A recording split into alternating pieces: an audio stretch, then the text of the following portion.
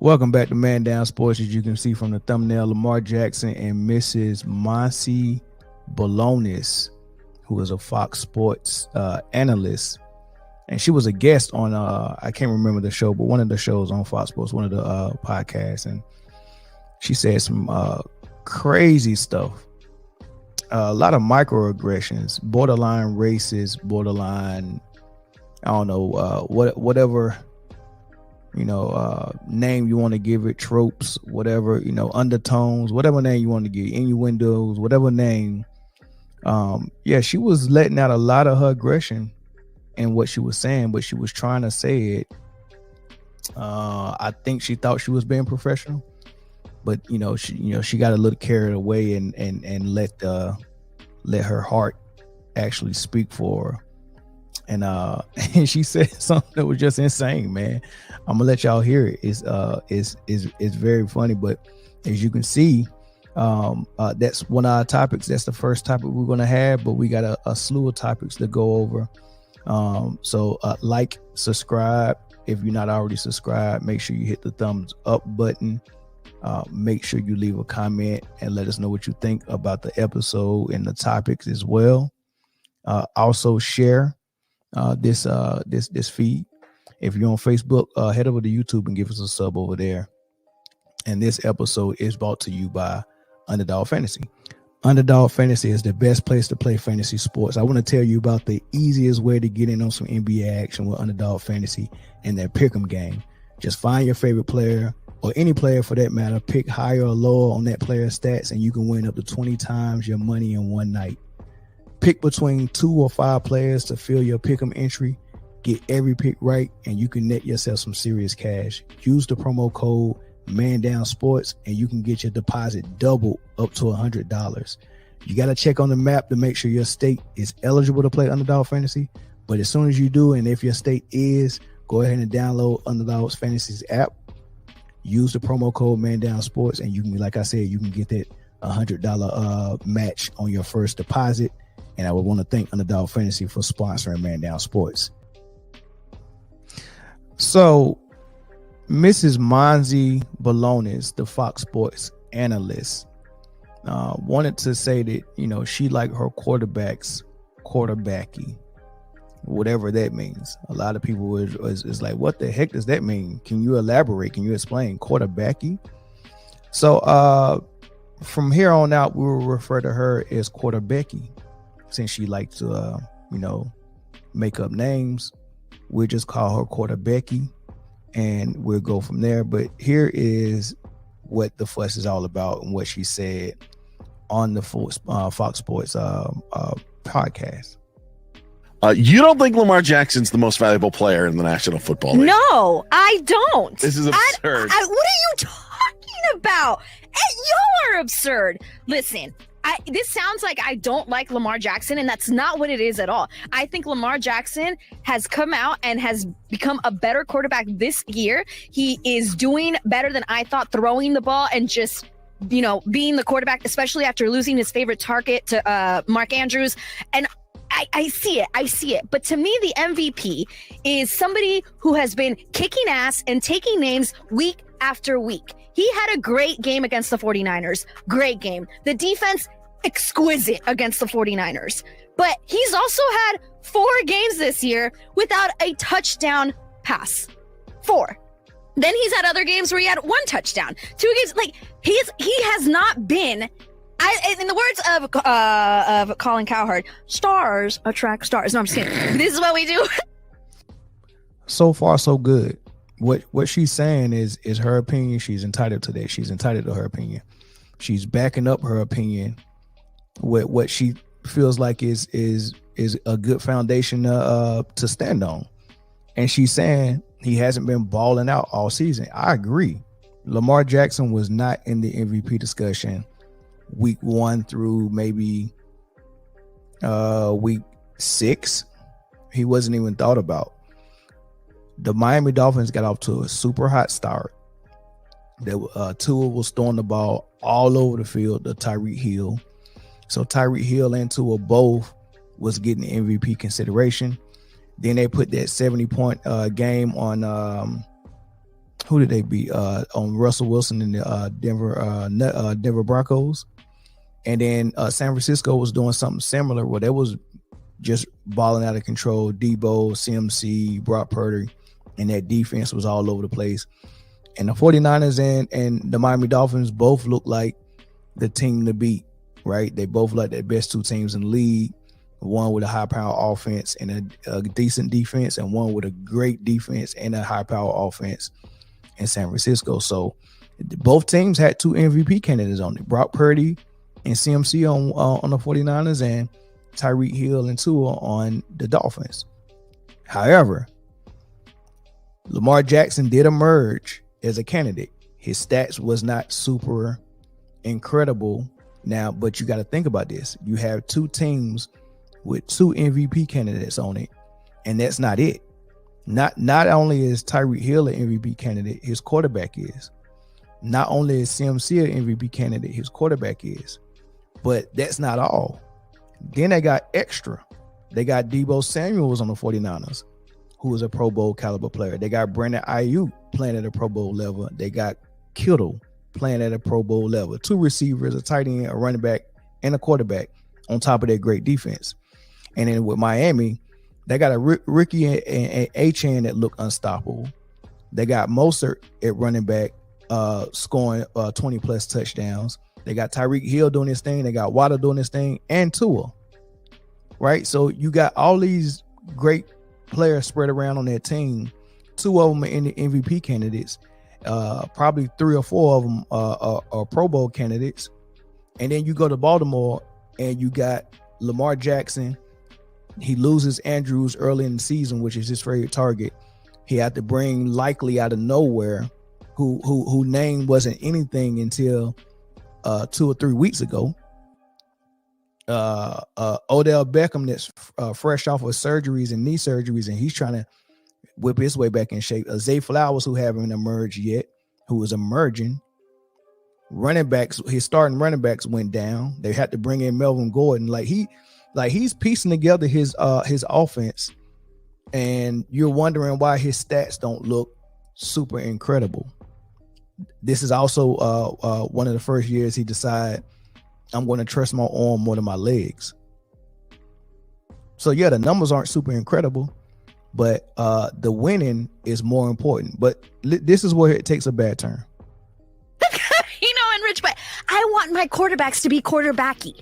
And to me, Lamar Jackson's just a great athlete, and he's done a really good job, and he had a great game against the 49ers. Prisoners of the moment. He is not the MVP. Christian McCaffrey is the MVP, and he has been. I've been saying this for weeks. It's not like I just decided after this game. That's what happened with Lamar. After this game, he jumped up, but he wasn't even in the conversation. He was like an afterthought. It was always like Tua, no, it's Christian McCaffrey, and then two. And I'm not a huge fan of Tyreek Hill because of what he does off the field, but a separate conversation. What does that have to do with He's anything? the second one. If it's not Christian, it's Tyreek Hill. Those are the two that have stood out every week. Not Lamar Jackson. It's not that I don't like Lamar. It's not that he's not doing a good job. He is doing a good job, but he's not the MVP. So this is interesting because she said this after the 49ers game. And the Baltimore Ravens went in there and took care of the 49ers. No one thought they would. I wish you can hear the same sound bite from the I forgot his name, but the I think he used to be a lawyer, but he has a show and he talked about how the 49ers were just going to kill the Baltimore Ravens. Didn't give any credit, any chance at all, right? And I think it's interesting because this is after they beat the 49ers, and I'm interested that after all the backlash she got, and then after now you can put together 2 weeks in a row where he went in and beat two of the MVP candidates that you thought, Tyreek Hill and Tua. Oh, not Tyreek Hill and Tua, but CMC and Brock Purdy. And then the week after that, go in and do the same thing to the Dolphins with Tua and Tyreek Hill, and he outperformed all four of them. So I'm beating them. I'm the only MVP candidate on my team. I'm the only Pro Bowl candidate on my team on offense. And I go into and play against two teams who has two MVP candidates and more than two Pro Bowl candidates. I go in single-handedly outperform all of them and win the game. At some point, winning has to count more than the stats. I know we all like stats. I know when we see those stats, it's a great thing. And if the stats are just so overwhelmingly great, then I get it. But if the stats are good, and it just so happened to be more than Lamar Jackson's, but there's a reason why it's more. They have more talent to make that thing work, right? It's a difference. If they had equal amount of talent on Baltimore Ravens team and Lamar just wasn't using them and he was just taking out running all the time and stat padding, then yeah, we'll sit at a mile away and we'll handle it that way. We'll be like, nah, those stats are kind of like empty stats. But no, it's not empty stats. It's he really is putting a team on his back, and he has a better record than all these guys that got all of this help, and he beat both of them. That's got to count. So that's got to count for something. I'm willing to give her a mulligan. I want to see what she says if she's invited back on that show anytime this week, and I want to hear her thoughts after she's seen what he's done the last 2 weeks to Miami and the 49ers. All right. And the crazy thing is, Fox, if you go to their betting website, the odds-on favorite to win it now is Lamar Jackson. CMC is down the line. It's Lamar Jackson's award to lose right now, and he probably won't even play next game because they were already clinched the number 1 seed. I mean, it's just crazy. To only lose 3 games, to clinch the number 1 seed this early, to beat all the teams that have an MVP candidate on it that you thought would win it and outperform them, to not have all his guys, his starters. He loses starting tight end, he loses starting running back. I just don't understand how you overlook him. And it makes sense for him to be the odds-on favorite right now. I just feel for Quarter-Becky. The co-host that was on the show with her was trying to talk some sense in her head. Listen to what he said. You can give Christian McCaffrey a most outstanding offensive player. You can give him the offensive player of the year awards. That's fine. But the value of what Lamar Jackson provides to the Baltimore Ravens is more than Christian McCaffrey. And this is a Niners team, again, Monse, that chased a stupid touchdown record and tried to get Christian McCaffrey NFL. That's a good point. I remember that game. The touchdown record. I think it was the consecutive touchdown per game. Stemming from last season, he had a record of getting a touchdown in every game. And the game that he was supposed to break the record, he couldn't get in the end zone. And I remember they were winning that game, and he still wasn't in the end zone. And they put him in a game that was on the 5-yard line, and they really wanted him to get that record. And they ran past. They ran 4 straight plays. They went for it on 4th down. They ran 4 straight plays, all to CMC. It might have been 2 runs and 2 passes. They tried everything, and he couldn't get in that end zone. Right? The optics of that, I was rooting for him. I wanted him to get the record. I wanted CMC to get it. But the fact you couldn't get in there, and then you was trying, it was already cheesy, and you already winning, and it already looked bad that you doing it. I mean, I remember people criticize Ricky Davis when he was about to record his first triple double, but they were winning. They might have been losing. I don't know. The game was decided though, and he had the ball, and he just needed 1 rebound. He had the points. He had the assists. He needed 1 rebound. And he was on the opposing team's goal, and he threw the ball against the backboard just so he can rebound it. And the announcers and the players went off. ESPN went off on him the next day. All right, people don't like that. They think that's hot dog and that's cheesing. They think it's cheap to do it that way. But CMC, I mean, hey, we all for it. Run 4 plays while you up 20 on this team. Run 4 plays to try to get him in the end zone. It was right for them to say, no, we're not going to let you in this end zone. And they fought hard not to let him get in the end zone. If they would have fought that hard the whole game, they probably would have been able to a better position to win it. But yeah, they was like, nah, you ain't getting the record on our watch. And they didn't let him in. They fought and they tried. The 49ers tried. And he couldn't even get it. Right? Couldn't get it. I agree with her.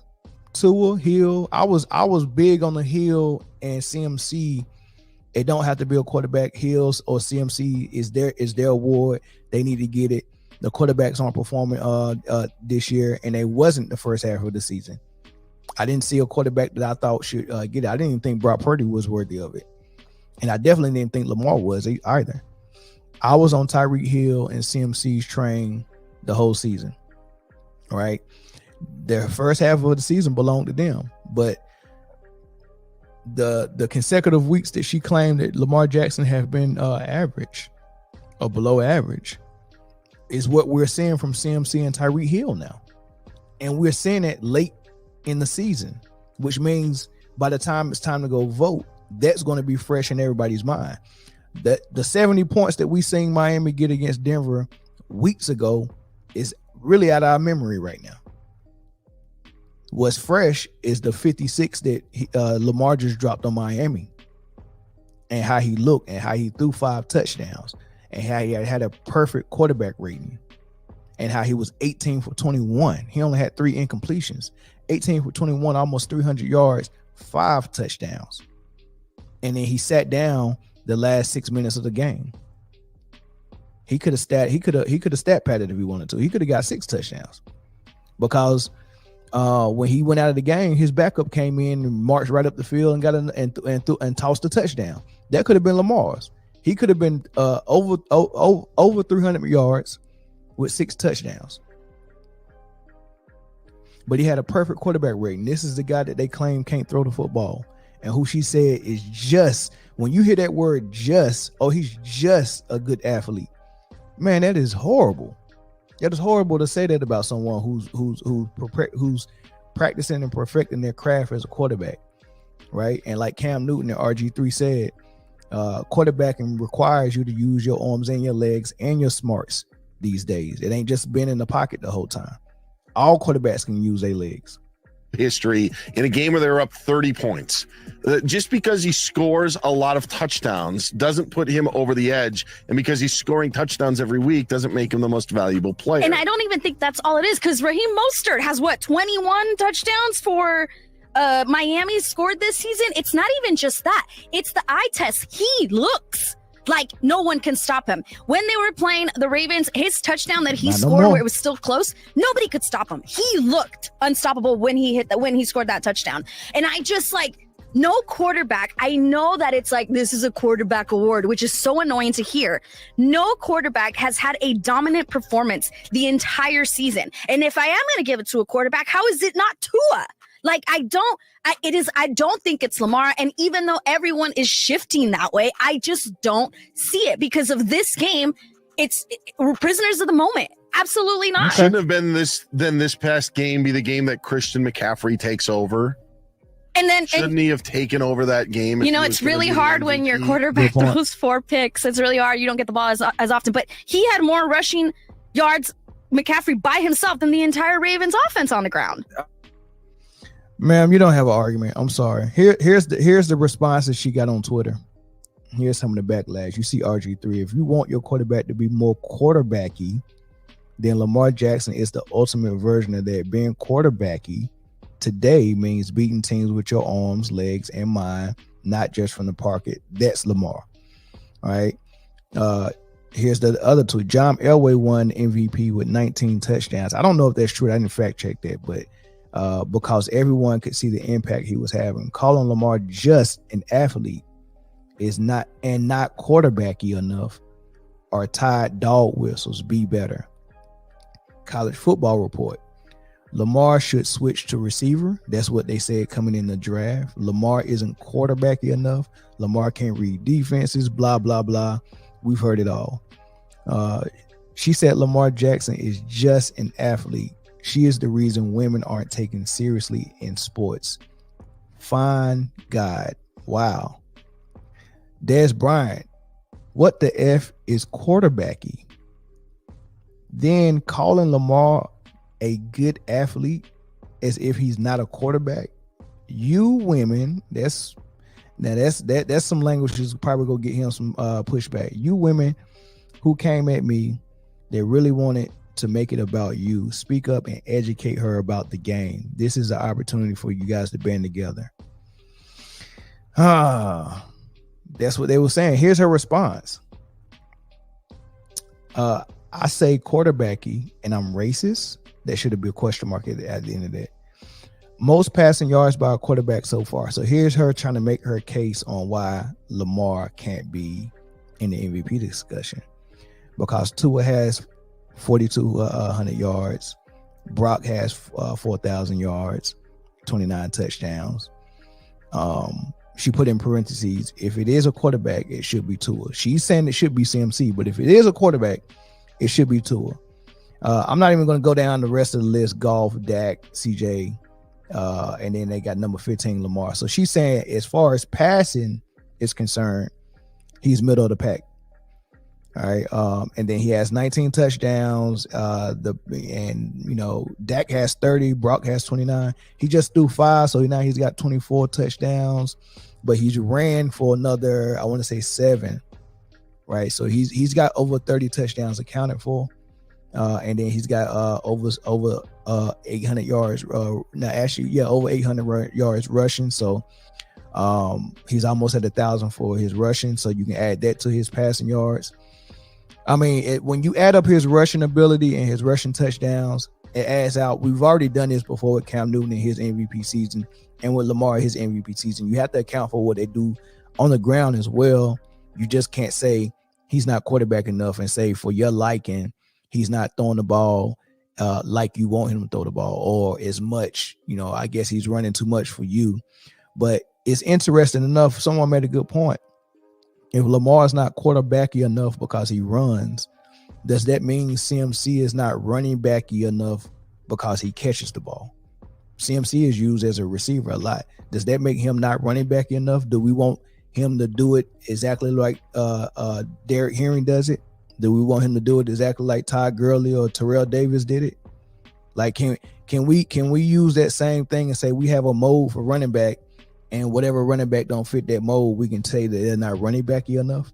Like, you got to make this make sense, right? So that's my thoughts on that, man. Y'all let me know what y'all think in the comment section, man. Is Quarterbecky off her rocker, or does she have a good point, man? Is Lamar Jackson not quarterbacky enough to be MVP? Which is funny because he's more quarterbacky than he was when he won MVP, so that's weird. But y'all let me know what y'all think in the comment section. Another topic I wanted to get into. Well, actually, I didn't want to get into this topic. That's why I'm so late with it. This is like 2 weeks old, and it drew a lot of controversy. A lot of women had a lot of bad things to say about Simone Biles' husband, Johnathan Owens, who's a Green Bay Packer safety, who's a starter now. So he's doing good, man. He should be able to secure a good contract whenever his contract is up, man. I think he's playing phenomenal football right now. But of course, Simone Biles is the GOAT at her sport. She's the GOAT at what she does. She's the best gymnast we probably ever seen. She's got some gymnastic moves named after her, and probably I think 4 of them she has named after her. She's got several gold medals, a lot. Right. I mean, she's known around the world, man. She's the GOAT. But what happened was they got together, they're married, and they went on the Pivot podcast, and they asked about how was he able to pull her. And he responded, and it drew a lot of backlash. This is how he responded. Have the chemistry to win it. Sometimes, you got That's not it. This is it. Yeah, bro, I gotta ask you, man. God damn, y'all boys scared. Bro, as us pretty red dimes as we are, how in the hell did you pull Simone Biles? And I love this football talk, bro. I gotta get to it. I'm over here rubbing my knees. Hey, Chad, I wanted to tell him, he's talking about being looked over. Now when the right people look at you. Yeah, that's you know what I'm saying? did you do that, bro? Man, it's you really how she pulled me, man. That's the question. Oh, man. Lord Jesus. Now you with Freddie. Now it's back. now But you listen, with I'm gonna tell you organic story, man. So I just got to Houston. I probably have been to Houston 7 months. I was single at the time, you know, so I'm just living, being me and myself. And COVID had just hit, but I had just went to Arizona, and one of my boys are like, "Hey man, you gotta check out this app, you know?" And I'm like, "Nah, I'll check it out." Like, what is it? It was called Raya at the time. So basically it's like a dating app, but you know, you have to go through certain like criteria to make sure that you're who you are. So literally have been on the app for a couple of days, man. And it's like, she pops up and I'm like, let me see what this is. Gymnastics. I ain't never, you know, I never really paid attention to gymnastics. So it piqued my curiosity, you know. So I'm like, okay, I'll see what's up. I swiped her and it said we matched. So I'm just like, oh, okay, so I'm gonna see what's up. So I go do my workout and I come back and I get like, I had some likes on my Instagram, you know, and I'm like, oh, this might be. I'm like, okay. So I see what's up, and then I still waited. I'm like, man, I'm gonna wait till I, you know, take a shower and everything. Then I come back to my phone, and then she messages me on the app like, hey, you know what I mean? And I'm, man, this gotta be fake. Like, I don't know. I didn't know who she was at the time, but like the first thing that I saw was that she just had a bunch of followers. So in my mind, I'm like, okay, she gotta be good. I promise you, I'm a real life story. When she won the Olympics, I was in college and we didn't have NBC, we didn't have Olympic channels, and we're in camp. Late July, early August. So I'm not paying attention to, you know, so I never would have had a moment to where I would have watched, like, you know. Johnathan, I'm gonna let you finish your story, man. Continue. So that's the first thing, right? So we halfway through. That's the first thing that people had an issue with. Now he's telling the story. They asked him, how did you pull Simone Biles, man? Like, dang, like I'm pretty sure any of them dudes, if they were single, even though they got their own money, you know, they don't mind pulling someone who, you know, first she's a good looking lady, but someone who's that famous. I don't think they would, you know, they would turn that down. But you know, who would know that Simone Biles was available like that? Like who would know that? Like they met on a dating site for famous people, a dating site for for people with status. Who knew Simone Biles would be on that? You get what I'm saying? I never would have thought that. I was shocked when he said that. Like, oh my goodness, they was on the site. That's amazing. That's crazy. Like, you know, so she thought that, you know, it wasn't odd for her to even be on that site looking for a dude. I don't think somebody like Jennifer Lopez would have got on that site looking for a dude. You get what I'm saying? So that already says something different about her. Like, she's not looking for her man amongst the pool of Hollywood men. She's not going to go try to get this rapper. She's not trying to go get some record executive or nothing like that. She's not at the basketball games trying to pull one of them. No, she's not doing that. She, you know, and it's an athlete she got, but it ain't like she's reaching for the top athlete. It ain't like she's going out there trying to grab, I don't know, Aaron Rodgers or somebody, or Tom Brady. He's single. You know what I mean? So she's not doing that. She's not doing this for status or money at all. She's saying something she liked and she reached out. But like I was saying, man, she messaged me. This was like a Tuesday, and we were texting back and forth, and then we hung out Friday, man. Mind you, while he's telling the story, the camera is going to, because they both are at the Pivot podcast. He's being interviewed. She's playing out to the side, but the camera is going to her while he's telling the story, and she's smiling ear to ear. She's blushing. You know, this is probably not the first time he told this story. She don't have a problem with it. And we couldn't do much as COVID happened. Everything was shut down. So she came through down to Houston. She lived in the suburbs, so she had to drive about 45 minutes to me.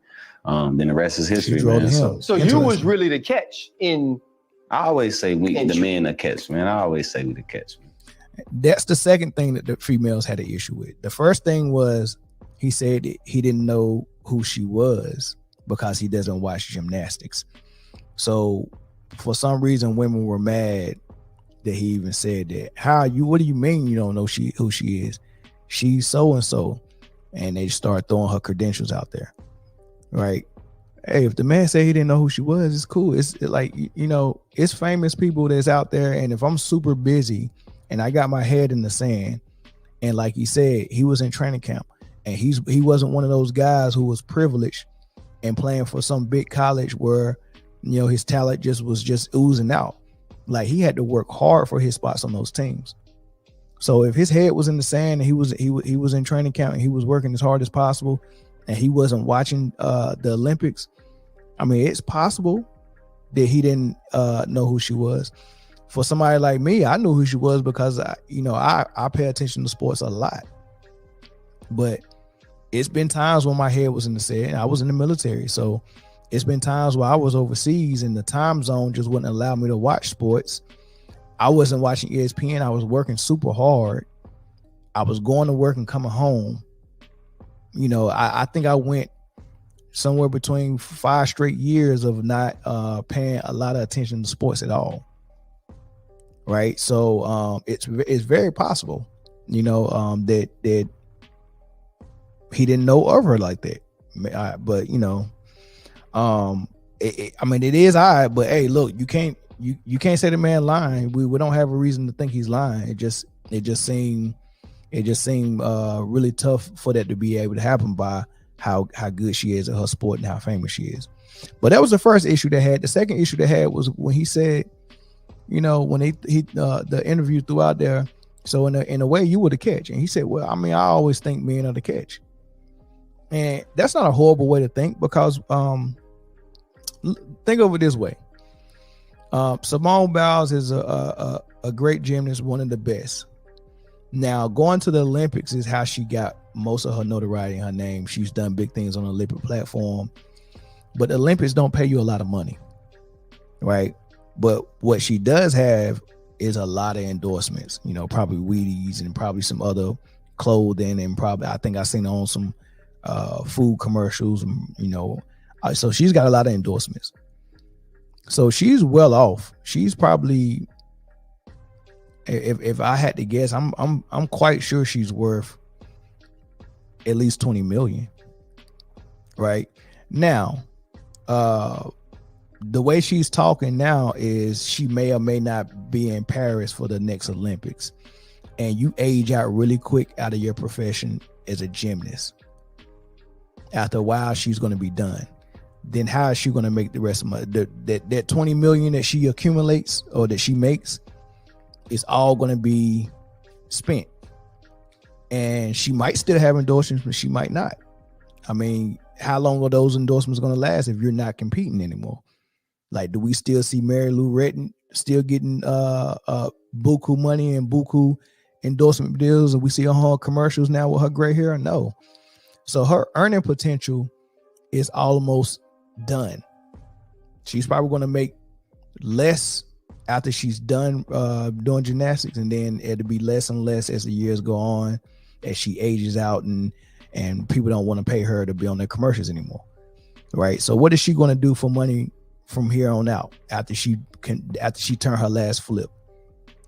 Now, on the other hand, with this guy, he's just kind of like getting started in his profession.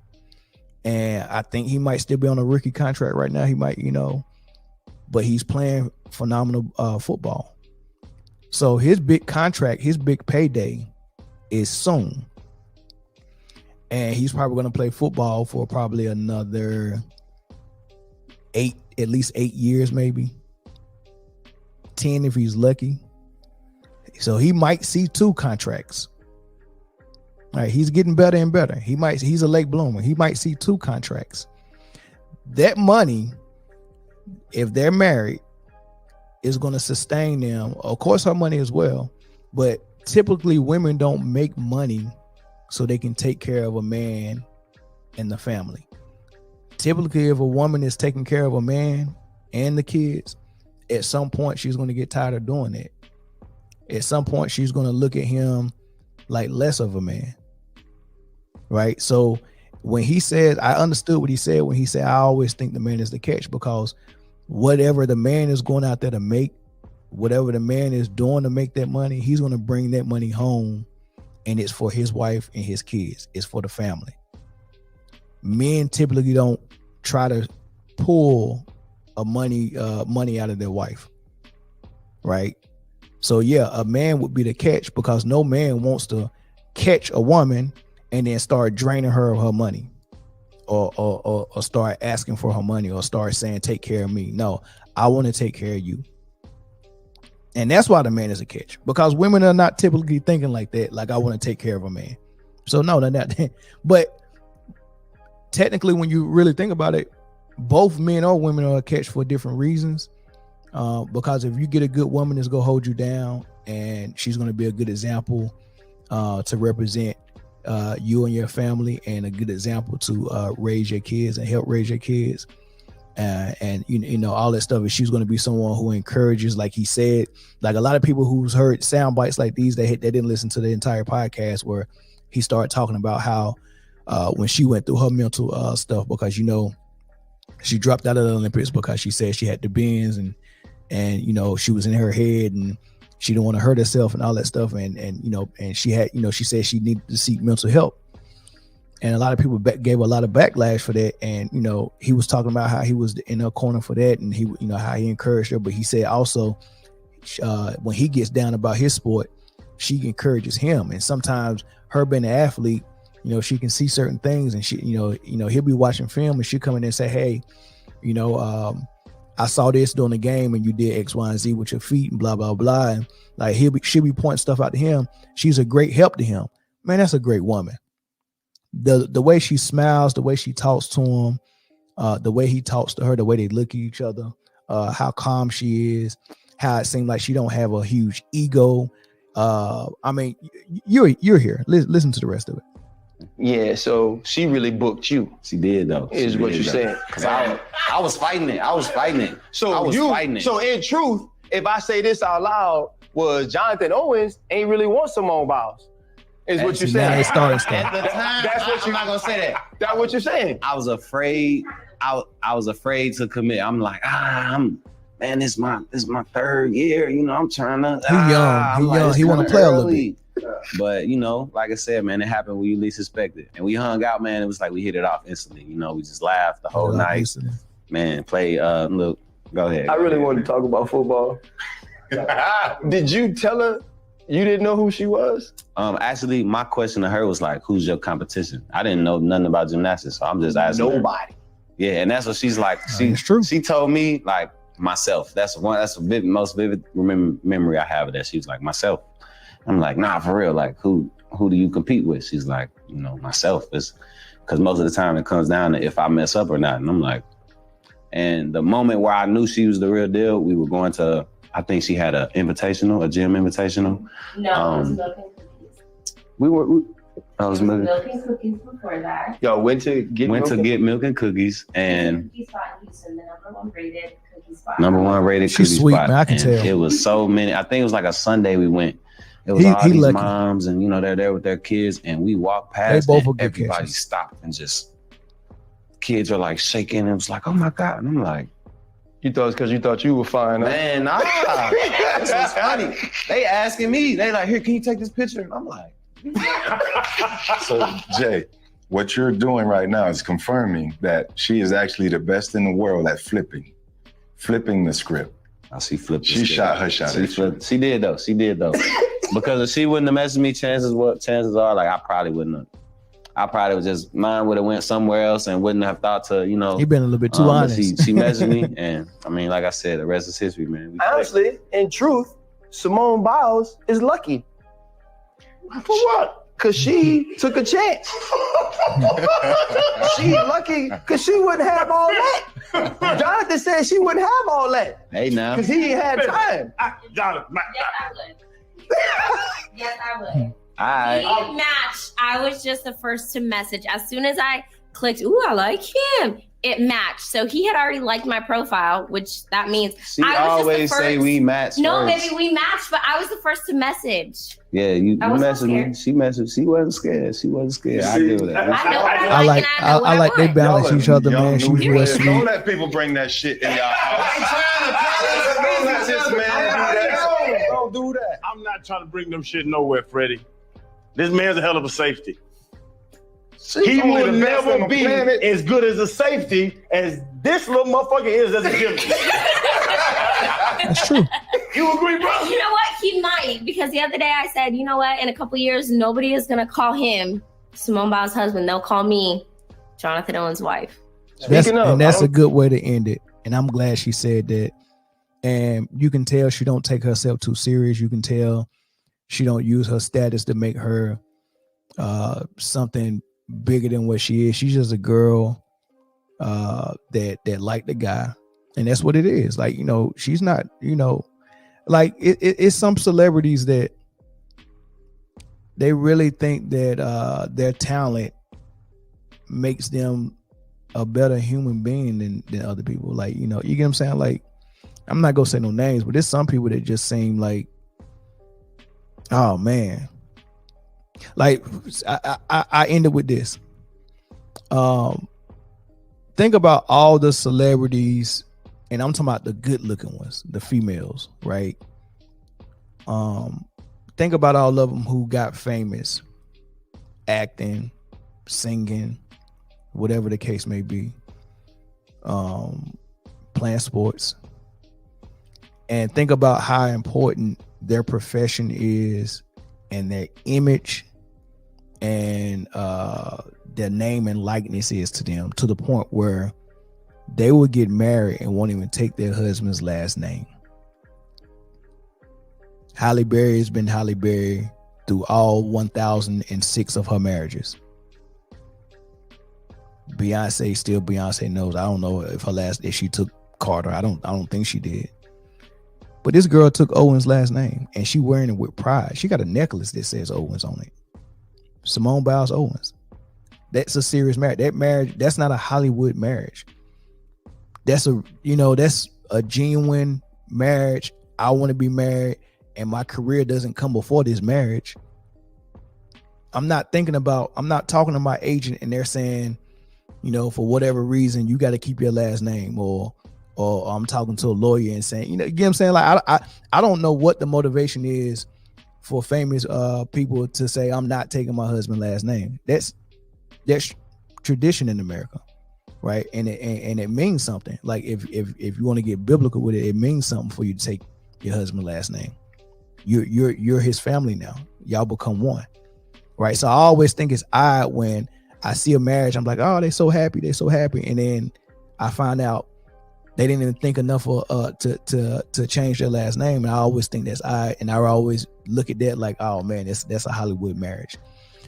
So I commend them for being able to laugh at themselves and being able to tell their story and be open and honest and don't care what nobody say, and how she supported her man while he got all the backlash, and you know she was asking, are y'all done yet? This is ridiculous. I'm happy, he's happy, right? You know, so that's all that matters to me, and I wish them well for sure. All right, so here's the fun topics right here. Here's the stuff that people seem to like to debate about and talk about. Man, is the GOAT. And here's yet another NBA player, a former NBA player, Kendall Gill. You know, played on Hornets teams with Muggsy Bogues and Zoe and Grandmama, and he played with Gary Payton with the Sonics. They had a backcourt that was top-rated defense. I think they both was averaging like 2 steals a game. Kendall Gill was real good with the Sonics. But you know, he was doing the interview, and this is last year when he did this interview. But they asked him some questions about LeBron James, and he gave his thoughts on first why it's hard to play with LeBron. So I'm gonna play that first, and then he gave some thoughts on if he felt like LeBron was surpassing Michael Jordan at this time. So this was before he broke the record. So took Kareem's scoring record. But this is what he said about playing with LeBron. Russell Westbrook there. You got Anthony Davis. You have LeBron James. You have Pat Bev there. You know, sometimes too much talent on a team is bad. You know, it's not good because everybody is trying to be the guy that they used to be on their previous team. Never thought that the trade was going to work out when they acquired Westbrook last year. You saw what happened last year. And I tell people this all the time. It's very hard to play with LeBron James. The reason why is because you have to completely change your game. LeBron is really the de facto point guard. Even though he's 6'9", 270 pounds, he's going to handle basketball most of the time. You look at all point guards that have played with him, with the exception of Kyrie Irving, who's really, Kyrie Irving's a combo guard, but he really leans more towards being a shooting guard. Everybody has to change their game because LeBron has the basketball most of the time. That's why Westbrook struggled last year, because he wasn't really allowed to play his position full time. And this is something I've been saying a lot about LeBron James, and not so much as of late, because LeBron has the last couple of years, besides that year he played point guard for the Lakers. I want to say the year they won the championship in the bubble. He played point guard for the Lakers that year and averaged 11 assists. He like, okay, I'm literally the point guard. Even though that was the role he was always doing, but he just never said that he was the point guard, right, on the roster. But besides that year, he has taken a step back and played off the ball a little bit more, right? But now Luka Doncic is playing that same style where he's on the ball, and I speak a lot about it, but that's another topic for another day. Right now it's for LeBron. Kendall Gill is right. It's hard to play with LeBron because you have to change your game. And I explained why. He didn't explain all the way why. So just from the point guard standpoint, if you're a point guard, let's say you're Rajon Rondo, and we got this example already because Rondo did play with him on that 2020 team. Rondo is a pure point guard. You get the most out of Rondo when he's playing point guard and orchestrating the offense. That's how you unlock the best of Rondo. So if you're on the team with LeBron and point guard is your superpower, imagine someone telling you point guard is your superpower, but you can't play it. You have to learn how to catch and shoot if you want to be on the floor with LeBron, because we're giving LeBron the point guard duties. He's gonna make the play. So and that's what happened. Rondo turned into a catch and shoot 3-point shooter on the Lakers. Right. So automatically the position of point guard, you don't get to play your position when you're playing with LeBron. But that's not it. If you are a post up big man, center, power forward, if you post up like Shaq, and we got an example of this because Shaq played in Cleveland with LeBron. Shaq on offense, Shaq is only good at posting up. He's not a pick and pop like Dirk or Anthony Davis. He's not one of those dudes. Post up. He's not even a screen and roll dude like Amari Stoudemire. But guess what? It didn't work when he was in Cleveland because he wanted to post up, and LeBron don't flourish in the offense where the lane is clogged up with a post player.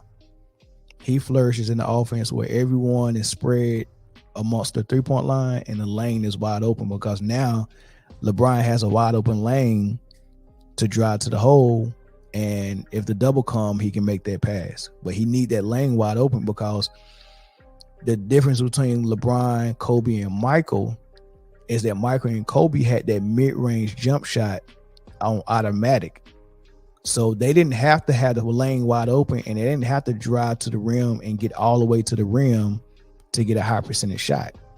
They could take 1 or 2 dribbles and hit the mid-range and pull up. And it didn't matter if Luke Longley was down there or Rodman was down there or Odom was down there or Shaq was down there. It didn't matter if a post player was down there, because you can stay down there because I don't need to come all the way to the rim. I can stop and pop the mid-range. Well, LeBron has to get all the way to the rim for the most part. And in order for him to do that, you got to be out of the paint. So point guards can't play their normal position, and power forwards can't play their normal position. Remember when Kevin Love used to post up in Minnesota? He came to Cleveland. He had to change his game to be a catch and shoot 3-point shooter. Remember when Bosh used to post up in Toronto? Well, when he came to Miami, he had to change his game and be a catch and shoot 3-point shooter. You remember when Wade used to use high screen and roll and do his thing with the ball all the time? Well, the first year when they came to Miami, they tried to let Wade do that, and LeBron and Wade took turns doing it. But the issue is when Wade has the ball and he's trying to do his thing, there's nothing for LeBron to do, because LeBron was definitely not a good catch and shoot shooter back then. And he wasn't a good post player either. So if LeBron wasn't orchestrating the offense, there's nothing for him to really do. So when they played in the finals against Dallas, while Wade was averaging 26 and 27 points a game, LeBron couldn't give him nothing but 17 points. So everyone had to change their game. So in order to get the best of LeBron, Wade had to take a back seat, change his game, play off the ball, and learn how to do that while LeBron did his thing. So the skill set that LeBron has kind of, locks him into orchestrating the offense, and the skill sets that he lacks doesn't allow other players to do that, because he don't have the shooting ability or the post, the off-ball play is not up to par for him to be able to let someone else orchestrate. So Kendall Gill is right in that assessment. Here's his second clip. And I tell people this all the time. They say, well, if LeBron passes Kareem, he's the GOAT. I saw Shaquille O'Neal say it. I saw a number of NBA players say it, but I'm in total disagreement with that. And I think, and I tell people this: you got to be in the 6'5" club to be even mentioned in the conversation of the greatest of all time, and that's at least 6 championships and at least 5 MVPs. It's only 3 players that ever do that: Bill Russell, Kareem Abdul-Jabbar, Michael Jordan. That's why LeBron can't be in that conversation right now. And then they say, well, he's going to be the league's all-time leading scorer. Yeah, he started right out of high school. Kareem had to go to college for 4 years, where, by the way, he won 3 national championships and was 3-time player of the year. And if they had let him play his freshman year, he probably would have been 4-time national champion, 4-time player of the year. So my opinion is Kareem Abdul-Jabbar, because of his pedigree, high school, college, pro. Nobody comes close to Kareem. Now, I think Michael Jordan is the greatest NBA player of all time, but over the duration of all 3 careers is Kareem Abdul-Jabbar. If he though does pass it, what would that do to his LeBron's legacy? Oh, it's always great to be considered, the all-time leading scorer. Do I think it moves him up? No, LeBron can't go much higher unless he wins more titles and more championships and gets a couple more MVPs. He can't go much higher than he is. I just don't see him doing that. I don't think he'll win another championship in LA. I don't think he'll win another MVP. I think you played until you were 36. Yeah. We got now look. Yeah, so that ship has sailed. The last question he asked, if he passes Kareem, does that make him to go, or they give him a better argument? And it doesn't. I mean, they didn't help out for Kareem. So the part that everybody missed, and even Kendall missed this a little bit, most of what he said at the beginning I could get with, but they don't frame it well. Like, players play, and they don't sit back and have these conversations probably as much as fans do. I think fans probably had this conversation more than players. I'm pretty sure they have it at some point, because it's good for them to argue too. But it's a different perspective when you've been locked in at trying to perfect your craft for so long and compete with all these dudes. When we've been sitting here watching and spectating the whole time in our whole life, those debates that we have, I think we navigated a little bit different, right? For some people, right? So when you hear players try to explain why they think MJ is the best, or Kareem is the best, or Kobe is the best, when you hear them try to explain it, it don't come out as clean. And some of that terminology you got to kind of be able to work around. So, but what he was saying was does the scoring title or the scoring record make him the GOAT? And he said no. And he said, I don't think it's nothing LeBron can do, right? But then he went back to the resume and was like, unless he wins more titles and wins more MVPs. So in his head, he said 6 titles, 5 MVPs is the starting point for him. So what he's basically saying is, judging, I'm just grading your resume.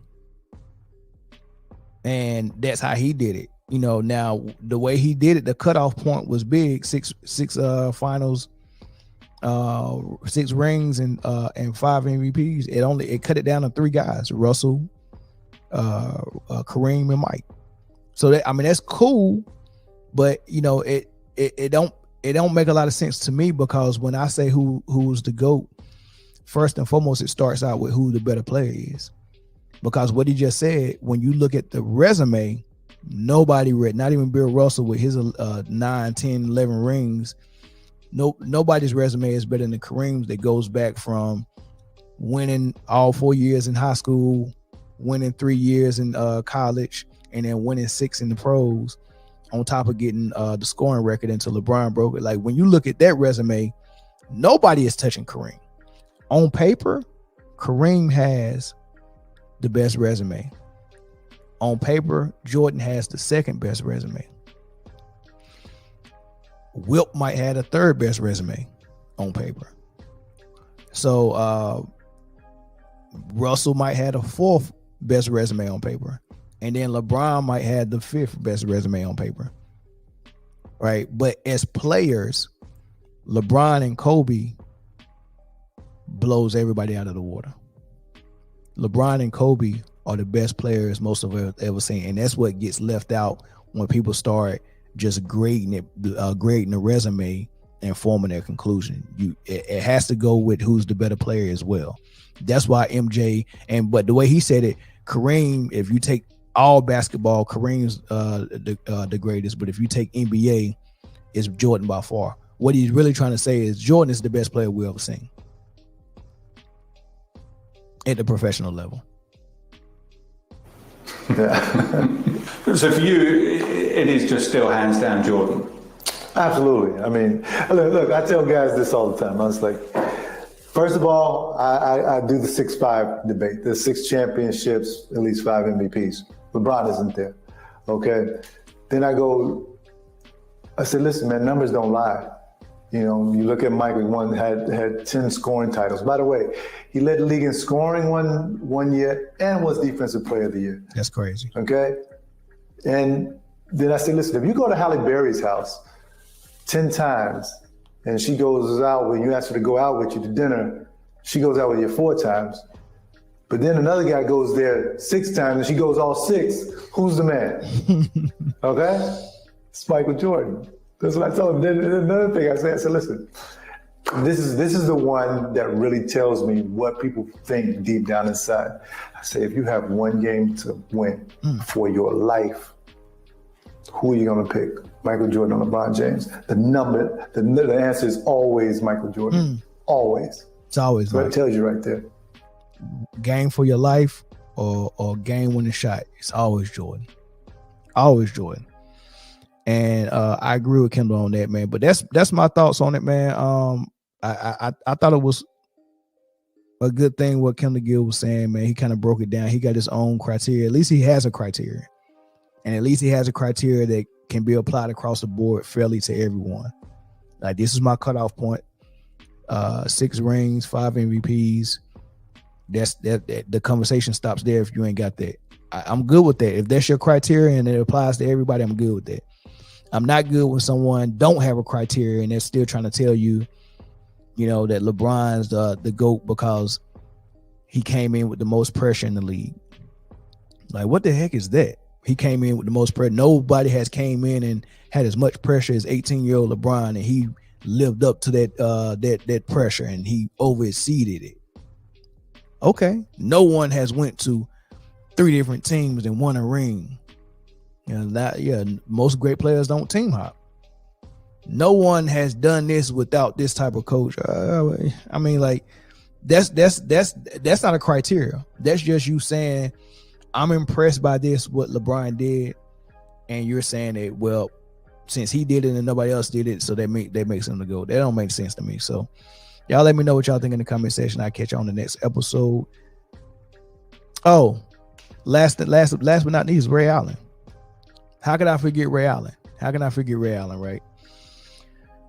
Ray Allen, and this is an older one. This is probably 5 years ago. He was on Dan Patrick's podcast. This is one of my favorite breakdowns of the conversation. I like the way Ray Allen breaks down. He seems like a guy that thinks very logical, very analytical. He has a lot of common sense to him. So I like to hear him explain and talk about it. I think the other person that I like hearing talk about it was BJ Armstrong. BJ Armstrong, very smart individual, man. I like the way he break it down. I might do that video next. But here's Ray Allen and how he was explaining it to Dan Patrick. Does LeBron have to do something, or can he do something where you would go, now I would look at him as the best player?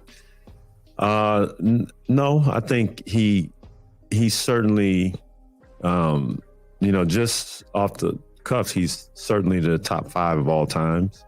But playing against him and MJ, I think for me, it's MJ all day long, only because how I played against him. And, MJ just had everything, from mid-range to 3-point to post-up game, and he could score and dominate in each position.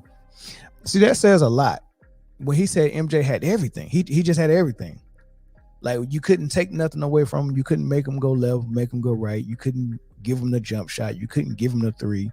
You couldn't send him to the free throw line. You couldn't put a smaller player on him that was quick, because his post game was just as good as his perimeter game. Even if you put a bigger guy on him, he got something for everything. No matter what you throw at him, I have something for that. Right? I have something for that. And what I got for it is in my arsenal. It's different for how LeBron does it.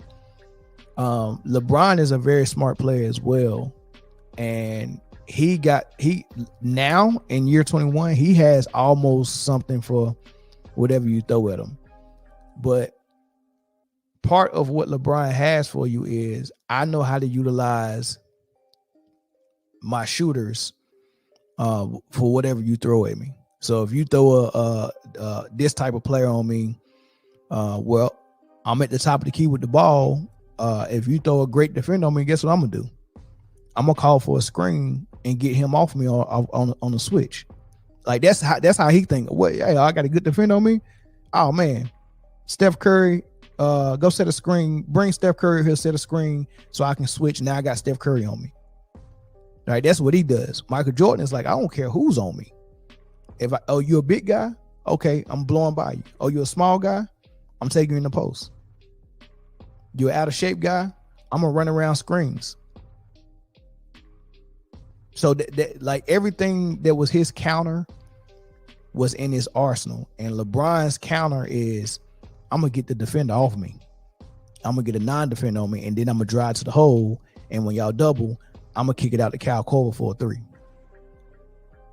It's different. One is, I'm getting in the gym and I'm perfecting my craft. So therefore, me as an individual, you can't stop. And LeBron is saying, hey, I'm gonna use my teammates, which is cool too. But which one of it is one person going in and perfecting his craft, and the other one saying, let me get other players around me that perfected their craft, so when I dish out to them, they can make it count. That's why he always got knockdown shooters around him, because that goes to his offense. His offense, he's like Voltron. His teammates is part of his power. And MJ is like, I guess, Superman or Black Jesus, like they say. LeBron is dominant. LeBron could do so many things on the floor. And do you think LeBron's a better all-around player than Jordan? So that's that language I'm talking about. This is what tripped up Marbury, because everyone likes to give LeBron that title, best all-around player, right? What does that mean? Because all-around means defense as well. Like, if you go around the basketball circle, you got offense is here, and you go all the way around. And when you get on this defense, offense, defense, that's the circle. Offense and defense, that's all around.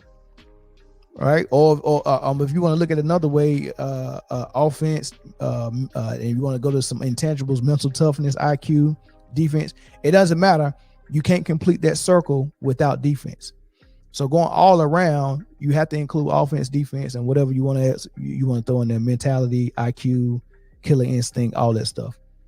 When you look at that, the best all around player is probably MJ and Mike, the best all around, right? But when you look at it the way they're looking at it for LeBron, they're looking at the stats and saying, "Oh man, he's getting 8 rebounds, 8 assists, and 30 points." So that anything close to a triple double is all around to them. You know, that's what's been made popular in the NBA circles. All around means you stuff the stat sheets and points, rebounds, and assists. All around. They just forget about defense. But the crazy thing is, Jordan gets 6 assists a game and 6 rebounds. LeBron gets 8 and 8. So he gets 2 more than Jordan. If I asked you who was the better rebound, Karl Malone or Michael Jordan, you'd be like, Karl Malone. Karl Malone's a power forward. He's 260 pounds. He's 6'8". He's bigger than Jordan. Of course, Karl Malone's a better rebounder. Well, guess what? Karl Malone and LeBron James had the exact same body. Except LeBron actually weighed more. So saying that LeBron gets 2 more rebounds than Michael Jordan is not a lot to brag about, because Karl Malone get more rebounds than LeBron and they're the same size. So when you look at it by their body size, what position they play, what their job is, like it wasn't Michael Jordan's job to go clean the glass like a power forward. That's what he had Luke Longley, Rodman, and Pippen for. You had 3 guys who were designated to get those rebounds, and LeBron and Mike was still getting 6. And then as far as assists, you had a point guard, you had Kukoc, you had Pippen designated to get assists, and Mike was still getting 6 off schedule, not designed. Michael and LeBron is playing the point forward and the point guard, and he's designed to get the assist, and he's only getting 2 more than Mike. Come on. It's hard. That's hard to say because LeBron is probably one of the best passers that the league has seen. He's one of the best passers. MJ is probably the weakest part of his game. He didn't pass a lot, but at the same time, MJ didn't have any other weaknesses in his game. And defensively, he was a two-way player. Defensively, he was incredible and just as dominant. Well, I still look at LeBron, a better rebounder, better passer. Mike was not shooting a 3 back then. He would have developed into he still could shoot it, though. Yeah, but LeBron has turned into at least a dangerous 3-point shooter. Like you have to account for him when he takes those shots. Still going on his screens. But the personality, though, is I think the biggest difference, because Mike wanted to kill you. Mm-hmm. Was he mean to you? No, he wasn't. He actually killed me slowly. And yeah, he would comment to the coach, he's actually doing a great job out here. And meanwhile, he's pouring in 45. Wait, he's talking to your coaches? Yeah, I remember Chris Ford, he's yelling at me. Chris Ford's yelling the whole time, like, rookie, get in front of him. And I'm fronting him on the post, and MJ just kind of slowly glides across the floor, and he gets the ball and shakes and scores. And I did everything the game plan said, and then there's a break in action. We're sitting there, and Chris Ford is just down there just hammering me, and MJ was like, he's doing a great job, coach. He's actually doing a great job. Meanwhile, he's got 45 on the books. So I was like, yeah. Did you think that Mike didn't want you taken out because he had 45 in the books? Like he wanted you to guard it? No, I honestly believe that he didn't think that anybody could stop him. He can score whenever he wanted to score, wherever he wanted to score. So it didn't matter what I did out on the floor. He was going to get his touches. He's going to get his points. More unstoppable, though, when they get that mindset, Michael or Kobe? Certainly Michael. Really? Yeah. Because, Kobe put up 81. Yeah, that was a bad Toronto defense at the time. I remember. It's still 81, right? Yeah.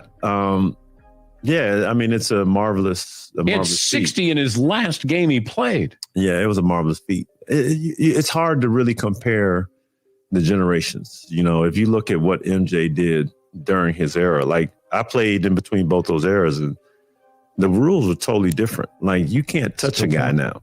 Can't. You know, a guy will go to the free throw line 20, 25 times a game. It makes a big difference. Just off of ticky-tack stuff. But he used to, and Phil Jackson said this when he was promoting his book years ago. If Mike played today, he would average 45 in his prime. 45. Easy. You believe that? Mm-hmm. Easy. Yeah, and that's why it's, you know, so much is made about the errors. It's just not a comparison. To compare what we do now, what's going on now, to what's happened in the 80s and the 90s. Well, they would beat up James Harden now. Oh yeah, like he'd go to the floor a few times. Yeah, if he flopped once or twice, they would make sure they gave him a reason to flop. Yeah, or fall down. It wouldn't be them guessing. You know, did somebody hit him? And right now, when we see a foul, we're always guessing. Well, did he get touched? What happened? You know.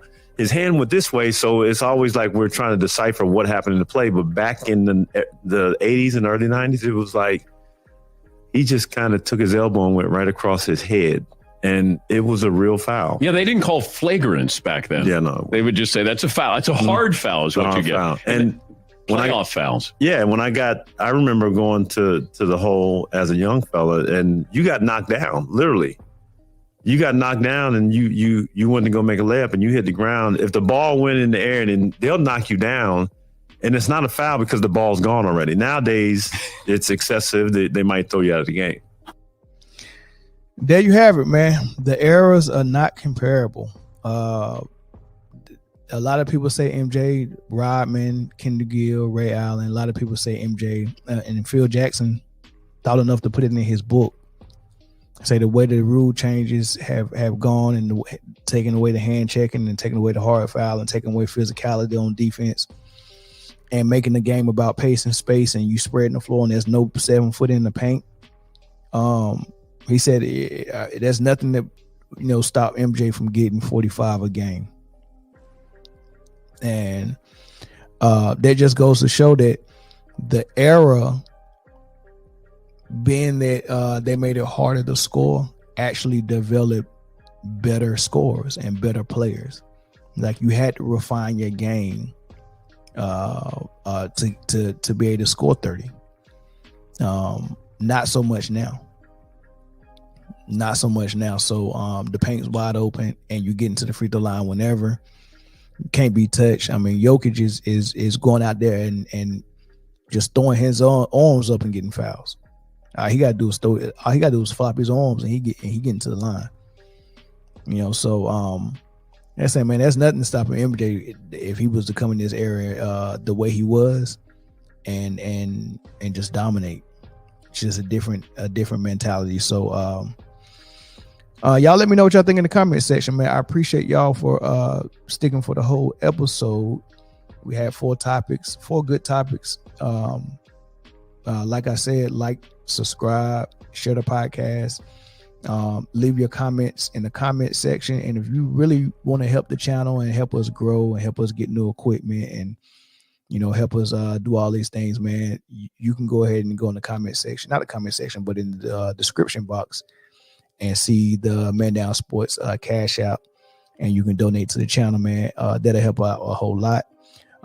Also, you can help us out by going to Underdog Fantasy and go ahead and give them your first deposit up. They're going to match it up to $100 if you use the promo code Man Down Sports, and go ahead and start winning some money on Underdog Fantasy. I've done it. I've won money. It's fun to play, you know. So do it while you still got basketball and football going on. So you can do it that way. But without further ado, like I said, appreciate everybody for tuning in, and word from our sponsor on the way out. Underdog Fantasy is the best place to play fantasy sports. I want to tell you about the easiest way to get in on some NBA action with Underdog Fantasy and their pick'em game. Just find your favorite player, or any player for that matter, pick higher or lower on that player's stats, and you can win up to 20 times your money in one night. Pick between 2 or 5 players to fill your pick'em entry. Get every pick right, and you can net yourself some serious cash. Use the promo code Man Down Sports, and you can get your deposit doubled up to $100. You got to check on the map to make sure your state is eligible to play Underdog Fantasy. But as soon as you do, and if your state is, go ahead and download Underdog Fantasy's app. use the promo code Man Down Sports, and you can, like I said, you can get that $100 match on your first deposit. And I would want to thank Underdog Fantasy